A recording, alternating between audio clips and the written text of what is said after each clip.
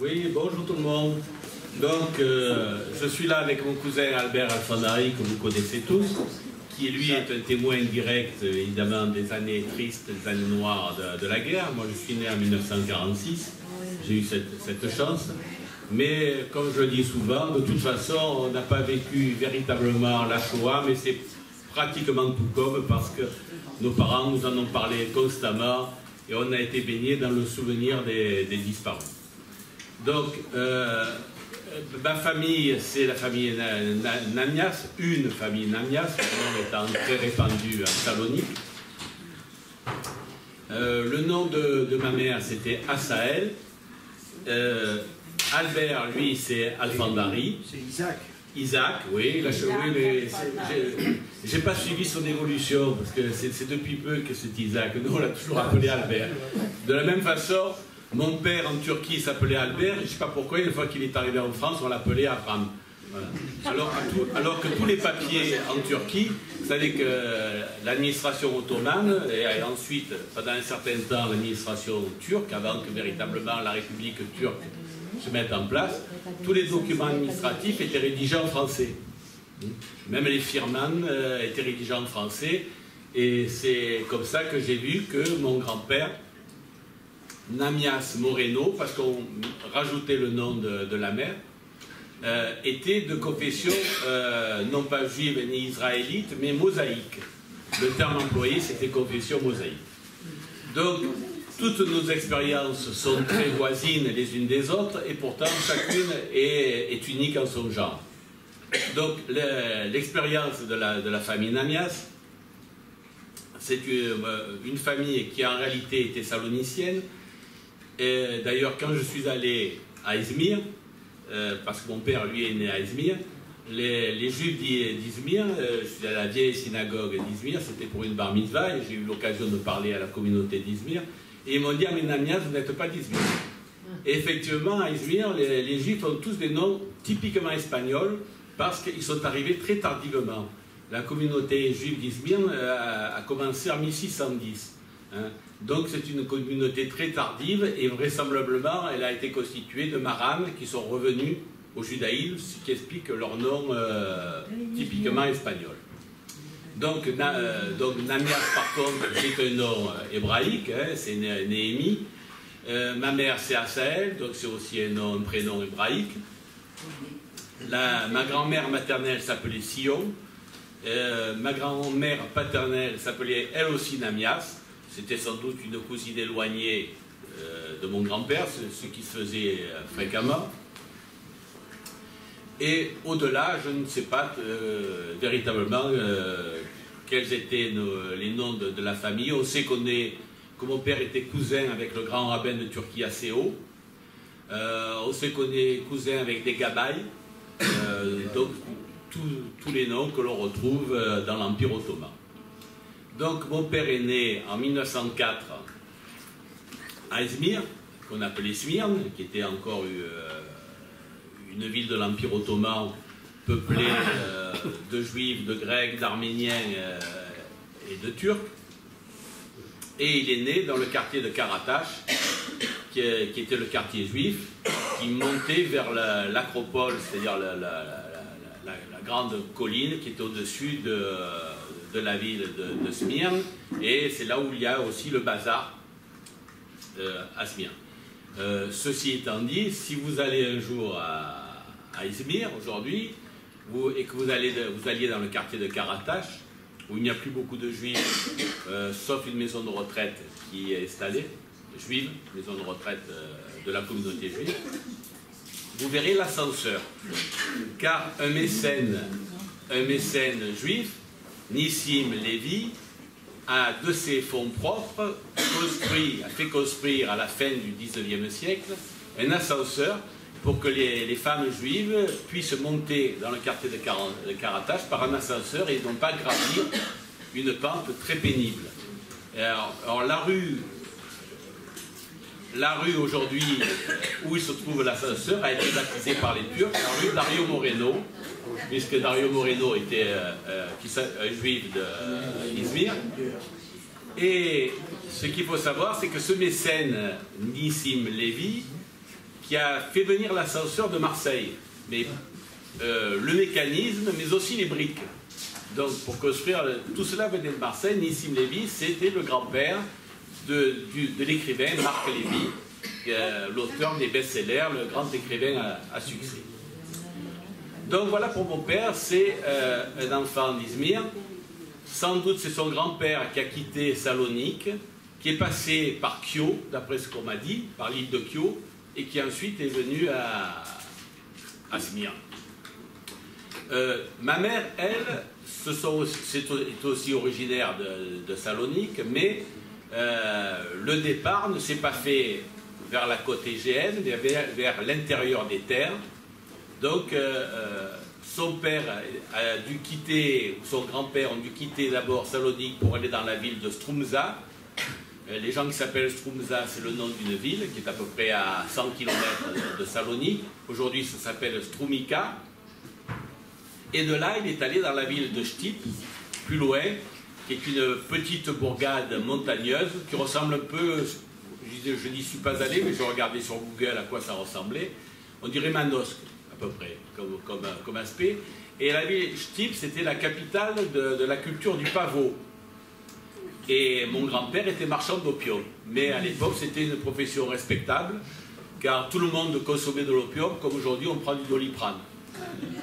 Donc on sait par exemple que la reine Victoria, la reine d'Angleterre Victoria, était shootée du matin au soir, parce qu'elle prenait des pastilles d'opium à longueur de journée. Donc mon grand-père, qui s'appelait Simantov, à Sahel, donc vivait à Chtip. Son épouse, qui s'appelait Reina Sion, donc était son épouse, et ma mère est née dans cette famille qui a compté, je crois, 8 enfants, un mort ou deux qui étaient morts en bas âge, et évidemment, malheureusement, parmi les 8, tous ceux qui étaient restés en Grèce ont été déportés et sont morts à Treblinka, ainsi que leurs enfants et leurs familles, c'est-à-dire 2 sœurs et un frère de ma mère, et leur famille. Elle a eu 2 frères, un qui était parti en Turquie, qui a été sauvé, un qui était parti d'extrême au dernier moment, qui a pu pour les États-Unis, mais en fait il n'a pu débarquer qu'à Cuba à cette époque-là. Puis ensuite il est passé aux États-Unis. Et ma mère qui était en France, évidemment, qui a été sauvée, mais comme nous tous, nous avons été sauvés parce que les Américains ont débarqué 3 mois plus tard. Je pense qu'il n'y aurait personne ici, tous les Juifs de France auraient été déportés. Donc, mes parents, alors comment mes parents se sont-ils connus? Ma mère, qui était une forte tête, avait refusé le mari que mes parents lui avaient trouvé, les menaçant que s'ils insistaient, elle allait se marier avec un catholique, enfin, un chrétien, parce que c'était orthodoxe, et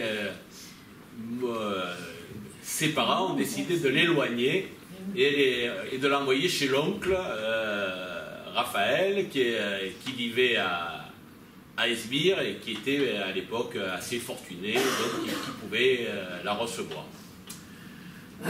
Et c'est ainsi donc qu'elle a rencontré mon père. Mon père, lui, s'est retrouvé tout seul avec sa sœur, qui est la mère d'Albert, Victoria, quand mon grand-père a décidé d'accompagner son fils aîné, Davis, à Buenos Aires, et de partir faire fortune en Argentine. Et selon ce que m'a dit ma mère, il n'a même pas prévenu son épouse. Croisant un ami sur le port, il a dit « Tu diras à ma femme que je suis parti en Argentine. » Donc la malheureuse s'est retrouvée avec deux enfants. Voilà, oui. 2 enfants. Et comme il y a eu la guerre de 14-18, le grand-père n'a pas pu revenir, comme il pensait le faire quand même, malgré tout, pour venir les chercher. Et ça a duré plusieurs années ainsi, où ils ont vivoté. La mère, si mes souvenirs, on disait qu'elle faisait le repassage et la lessive. Et mon père, il allait faire mignam à la synagogue, c'était un petit garçon, pour survivre. Et il disait toujours qu'il avait commencé à fumer à cette époque-là, parce qu'il avait peur, il partait la nuit. Et la lumière de la cigarette le rassurait. Enfin, c'est peut-être une légende, il y a beaucoup de légendes familiales ici. Donc, le grand-père est revenu après la guerre parce que entre autres choses parce que son fils Davis est mort en Argentine à 20 ans d'une péritonite. Il est revenu à ce moment-là à Smyrne, mais mon père avait déjà décidé de quitter la Turquie, d'aller à l'école de l'Alliance israélite qui a été fondée à Smyrne en 1861, donc qui existait, qui était bien implantée par les Français. Tous les documents, je vous l'ai dit, étaient en français. En Turquie, il s'appelait Albert et pas Avram. Et il est parti en 1924 à Paris avec son ami Confortis. Si on les voit sur les photos, son premier passeport, il a encore le fez, parce qu'il n'y avait pas encore la révolution d'Atatürk et les Turcs ne portaient pas de chapeau mais des fez. Et il est parti avec pour seul viatique une recommandation du rabbin de Smyrne en disant à ses corélogionnaires qu'il allait voir sur la route, d'être bienveillant avec lui, qu'il appartenait bien à la communauté juive de Smyrne. Donc il s'est retrouvé à Paris en 1924, et là, il a travaillé avec son ami Confortis dans une usine, pas une usine, une fabrique, un atelier qui fabriquait des triporteurs. À l'époque, les magasins avaient des triporteurs pour transporter la marchandise. Et il racontait toujours en rigolant qu'heureusement qu'il y avait Confortis, parce que lui était incapable de fabriquer quoi que ce soit, et que Confortis fabriquait le triporteur qu'il devait faire, plus celui de mon père, qui n'était vraiment pas doué de ses mains. Ça a duré quelques temps, puis ils se sont retrouvés marchands forains, bien entendu, à Paris. Ma grand-mère étant malade, son père lui a demandé de rentrer en Turquie et il est retourné en Turquie. À ce moment-là, il a vécu quelques années en Turquie. Là, mes parents donc se sont rencontrés en 1930. À l'époque, c'était des rencontres organisées. Mon père disait qu'en fait, il se nourrissait en étant invité chez les parents des futurs épousés, en sachant très bien qu'il n'allait pas les épouser, mais ça lui payait un repas. Voilà. Donc, il rencontre ma mère, elle le trouve très noir de peau, mais sympathique malgré tout, parce que moi-même, je suis noir et mon père était encore un peu plus que moi.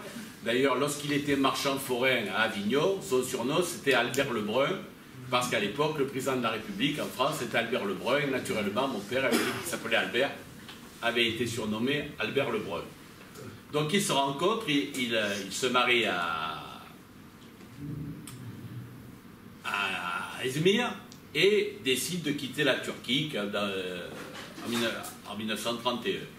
À cette époque-là, lorsqu'il est venu en 1924, c'est après la guerre de 14-18, la France avait besoin de main-d'œuvre, il pouvait venir pour être salarié, mais en 1931 c'était tout à fait différent, il avait le droit de venir en France, mais il n'avait pas le droit d'être salarié. Donc il arrive en 1931 et il débarque à l'Estac chez sa sœur, et je vais laisser la parole à Albert qui va vous raconter, lui, sa propre expérience.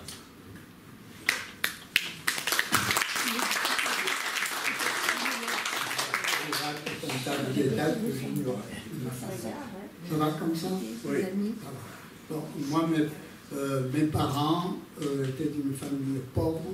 Mon père, ils étaient 4 garçons et 2 filles. Et je sais que mon père, à l'âge de 12 ans, travaillait. Il portait sur ses épaules, il avait des étagères sur lesquelles il mettait la marchandise que son père allait vendre sur le marché. Mes parents se sont mariés en 1921, c'est-à-dire en pleine guerre gréco-turque. Après la guerre gréco-turque, c'était la misère complète en Turquie. Et les 4 hommes de la famille Alfandaré sont venus travailler en France. J'ai retrouvé ces documents pour le savoir. Mon père, lui, est revenu, comme il était marié, il est revenu à Izmir, puis il est reparti à Marseille en 1929. Et en 1930, nous avons débarqué avec ma mère, Rebecca, qui avait 2 ans à l'époque, et mon frère David. Et nous nous sommes installés, enfin mon père s'est installé à l'Estac, où il a retrouvé ses 2 frères, Isaac et Moïse, parce que le 4e frère était retourné en Turquie. Là, nous avons vécu dans un quartier ouvrier, où mon père a pris un petit magasin comme il n'y avait pas d'affiche, il n'y avait pas d'enseigne, on disait on va chez le juif. Dans ce quartier, il y avait un commissariat de police, il y avait une gendarmerie, une douzaine de magasins, c'était très vivant, mais on a vécu là, tranquillement, à l'école communale de l'Estac, sans avoir jamais subi aucun antisémitisme. Et puis, quand est venu, nous avons été français en 1933. Donc tout heureux d'avoir la naturalisation française. Après, quand la guerre est venue, que je parle de mon père étant un énorme, très gros travailleur, en plus du magasin, il partait colporteur avec une énorme valise et un énorme ballot sur les épaules, et il allait faire la tournée des quartiers pour vendre sa marchandise. Lorsque la guerre a éclaté, donc nous étions toujours à l'Estac, mais on peut dire très loin de tous les bruits. On savait en faire plus haut. Plus fort, plus fort. Ah, plus fort. Un peu plus fort.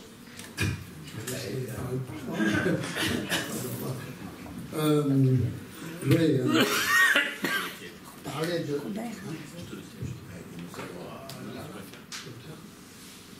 Parler de la vie que nous avons menée à l'Estac, une vie comme tous les ouvriers de l'Estac, rien ne nous distinguait des autres.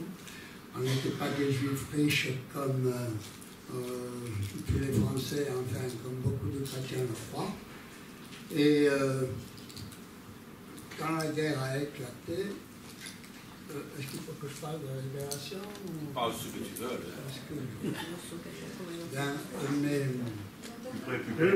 Devant ta bouche. Mais le colle à la bouche. Je n'ai pas l'habitude de micro. Je n'ai pas l'habitude de m'en servir.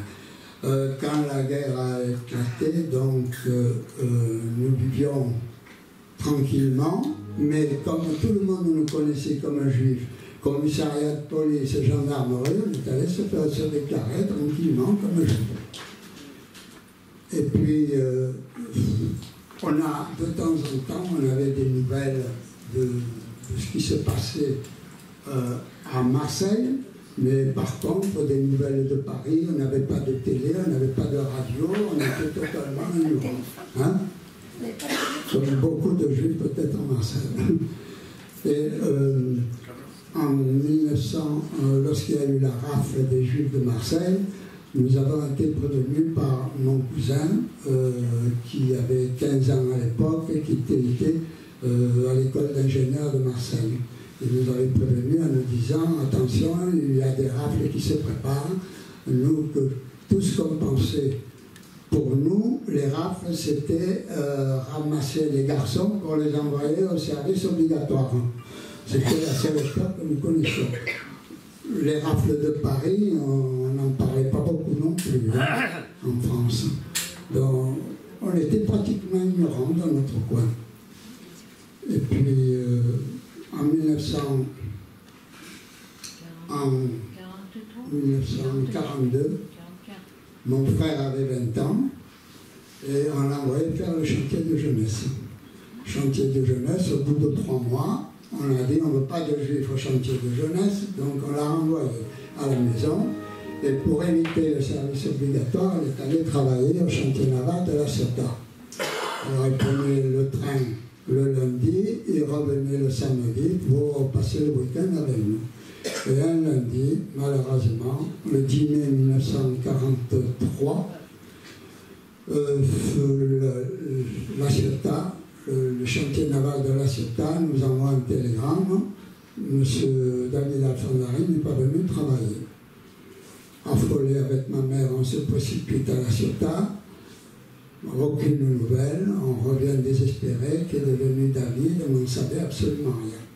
Et c'est quelques jours après qu'on a reçu un petit papier que David a pu envoyer par la fenêtre de la prison. Je ne sais pas comment ça nous est parvenu, chez un voisin, les Puget, qui étaient des amis, de très bons amis de chez nous, et qui, là, il nous a raconté qu'il avait été arrêté dans le train de la Cita par la Gestapo et qu'il était enfermé à la prison des Baumettes. Il demande d'intervenir auprès du consulat turc qui voulait devenir turc, mais malheureusement, je crois que mes parents n'ont rien pu faire. Et il a été envoyé à Drancy. De Drancy, il nous a envoyé du courrier et on lui a envoyé des colis avec notre adresse complète dans l'inconscience totale. Hein. Et puis un beau jour, on a reçu une carte de lui toujours, nous disant on part vers l'inconnu, soyons pas se retrouver. Et les confiances. Bon, donc après l'arrestation de mon frère, les 3 familles Alfandari qui vivaient donc à l'Estac ont décidé plutôt 2 familles Alfandari ont décidé de planquer leurs enfants à Gréoux-les-Bains. Mais comme les hommes avaient le magasin et que c'était le seul moyen de survie, les hommes ont resté à travailler pendant que nous étions planqués à Manosque. À Gréoux-les-Bains, pardon. À Gréoux-les-Bains. Et à Gréoux-les-Bains, quand il a fallu faire les nouveaux papiers, les cartes d'alimentation, on nous a dit, ah, vous êtes juif, il faut vous déclarer comme un juif. Alors on est retourné à Marseille. On est retourné à Marseille en décembre 1943. Mon oncle était tout seul dans ce magasin avec sa petite fille, et la Gestapo arrive. Sa femme et son fils de 15 ans étaient chez l'oncle Isaac. La Gestapo arrive, où est le reste de la famille? Et bon, ils arrivent à savoir qu'ils se trouvaient chez l'oncle Isaac. Ils vont chez l'oncle Isaac, ils prennent la tante, le petit, et ils amènent le mari, donc 3 déportés. Alors pourquoi est-ce qu'ils ont arrêté Moïse? Pourquoi est-ce qu'ils n'ont pas arrêté les Juifs chez Isaac? Pourquoi ils sont passés chez nous? Alors on a appris par la suite qu'il avait été dénoncé comme pas résistant, comme résistant du Est. non, pas comme communiste, comme gaulliste. Il avait été arrêté comme gaulliste. Alors nous, encore, on repart se cacher dans un autre village, puis on est obligé de revenir. Et en juillet 1944, c'est la Gestapo qui arrive chez mon père. Moi, je travaillais à la CETA par la suite. Je travaillais à Pas-des-Lanciers, dans une usine, toujours pour me planquer. Et lorsque je suis rentré le soir, on m'a appris que mon père, ma mère et ma sœur Berthe avaient été arrêtés. Ma sœur Judith, elle avait pu passer par une arrière-boutique et se cacher chez les voisins. Et puis, donc, on est allé rejoindre l'oncle Albert qui se trouvait à Pierre-Latte, et c'est là que nous avons appris le miracle qui a sauvé ma mère et ma sœur, parce que le train qui devait les emmener à Drancy avait des résistants, et le train a été détourné par la résistance, et ils ont été libérés à Annonay. Voilà, c'est tout. Après, j'ai repris le magasin de mon père, j'ai abandonné mes études médicales et la vie a continué.